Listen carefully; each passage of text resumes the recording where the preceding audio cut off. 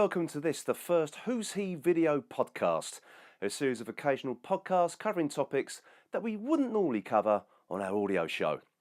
So let's get straight down to business and get cracking on this show's topic, which is titled, Why on Earth Did You Leave That In?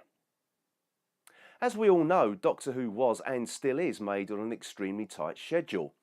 With money always being an issue at the BBC, time isn't a luxury that the production team can afford, and constant reshoots are certainly not always an option.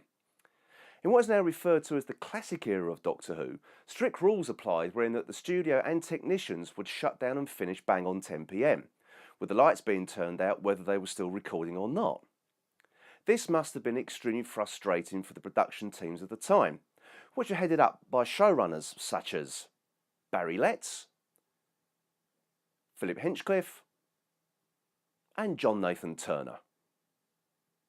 With this pressure to film scenes within a very short time span, very little money to get the best effects that they wanted, and certainly little or no money for reshooting scenes that didn't go quite to plan, sometimes they just had to go with what they got.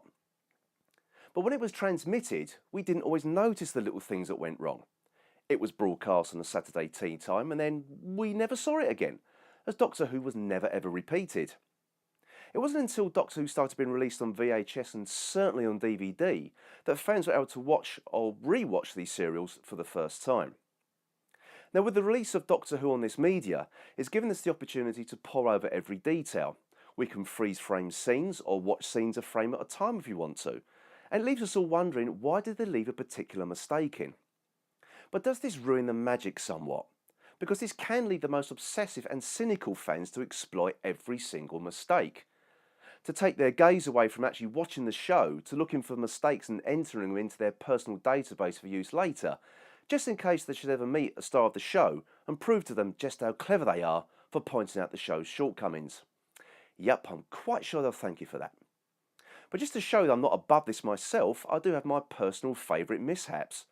But these are the little things that got past the production team's notice, or as I mentioned earlier, they simply just didn't have time to go back and correct. They don't ruin anything for me, in fact they become the little things I actually look forward to when watching. So I want to show you my 3 favourite Doctor Who mistakes. But here's the problem. I can't afford to pay the BBC for any clips, and I certainly don't want the BBC's lawyers knocking on my door. So in an effort not to cut this podcast short, I've had to reenact the scenes for you. So here we go then, and in no particular order, my 3 favourite Doctor Who mistakes.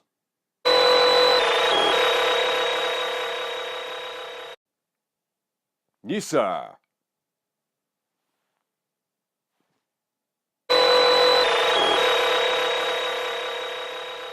Good news, everybody. It's business casual day in the death zone. Excellent.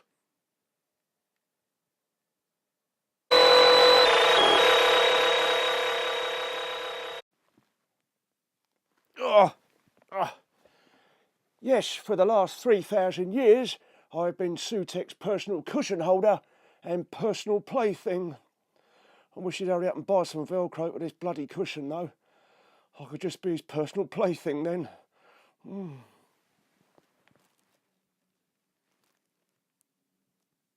So there you have it, my burgeoning acting career in tatters.